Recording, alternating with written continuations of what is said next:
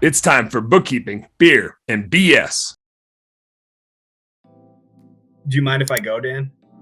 I mean, take it away. Take it away.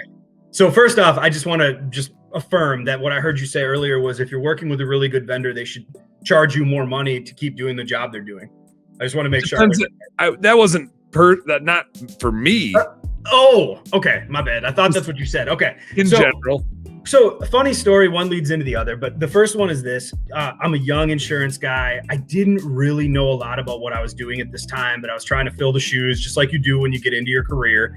And my job was to call and set up appointments, but I went out with a veteran producer. And I set this appointment up that was awesome. I was so excited for it. And it happened to be during the NFL season. The owner of the agency was a Vikings fan. I'm a Packer fan. And we made a bet about who would win the game. And the other person would have to wear the opposing team's jersey to the office for the day. No big deal. Happens all the time, right? So we make this bet, and it was the first game Brett Favre played against the Packers when he was with the Vikings, and they beat us in the home opener. Remember that? You lost that bet. Well, I lost that bet. So I wore the jersey in, but it happened to be on the day that I had the meeting with this business. And so we're getting all ready and stuff, and I go to take my jersey off, and the owner goes, "What are you doing?" So I'm not going to wear a Vikings jersey to a new business meeting. I mean, my hands are already sweating and we haven't even left our office yet. I'm nervous, right? He's like, "No, you're wearing it. You lost the bet." And I was like, I can't wear a jersey into a new business meeting. They knew. Yeah. I was like, that can't work. And he's like, "No, you're doing it." And I was like, okay. All right. He signs your paycheck. So I guess you're right. So I get in there and I'm talking to myself the whole way there. And I'm like, you know what? People are cool. I should be able to explain it to him. Might even help build rapport. You know, maybe he's a big Viking fan. I think it's funny. So I walk in the door with my mentor, if you will. We sit down at the table and the guy looks straight at me. He goes, "What are you wearing?" I said, "Well, it's kind of a funny story." And he cuts me off and he goes, "Get out. If you're not going to take this meeting seriously, get out of my office." And I was like, my worst nightmare in everything has just come true. And I didn't know what to do. I froze. I looked at my mentor. He's not moving. I look at the guy that just told me to get out of his office. He's not moving. And I'm literally about to have a panic attack and drop dead on the ground. And they both start laughing their asses off. The owner of the agency called the owner of the business, had never talked to him before. I set this meeting up cold and said, "Hey, I got a young guy. He set the meeting up with you. He's a little rigid in these meetings. We need to loosen him up. Do this for me." And they did it. And I almost died. I almost had a heart attack, right?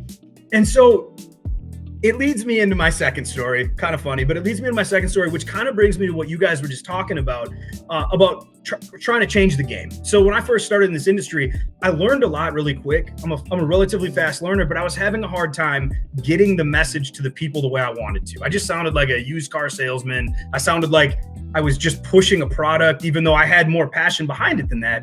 And I'd been struggling a little bit. And I heard this really cool sales talk about how you really just need to be yourself. You have to be yourself. It's key to sales. Be yourself, be yourself, be yourself. Don't ever try to be somebody you're not.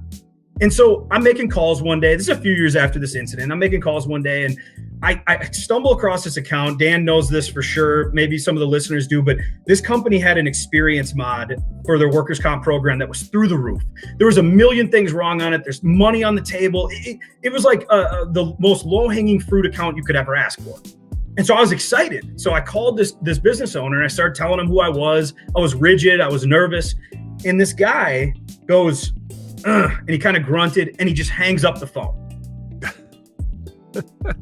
And at that moment, this was honestly, I mean, it's a funny story, but at that moment, my whole career kind of changed in literally the blink of an eye. I'm not kidding.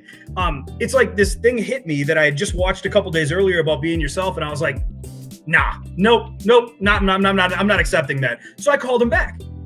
And this time I just felt like I wasn't being held back by any barriers, any bars. And he picks up the phone.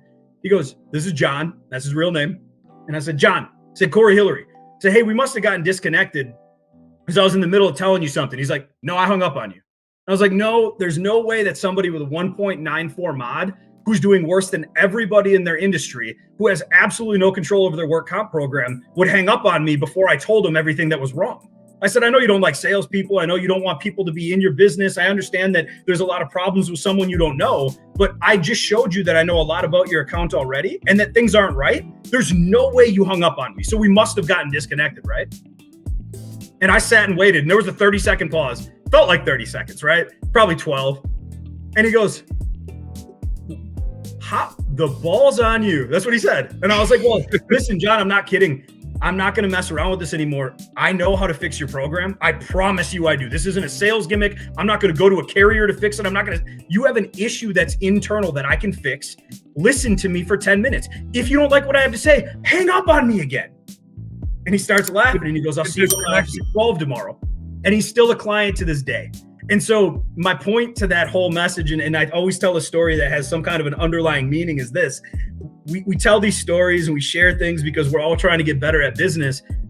Angela and I talked about this on the phone not that long ago when we kind of had our intro call. You have to be yourself all the time. And myself is somebody that I just need you to know how much I actually care, whether that's me being nice or me being a jerk. I don't care what it is, but I need you to know that I actually do care about what I'm saying.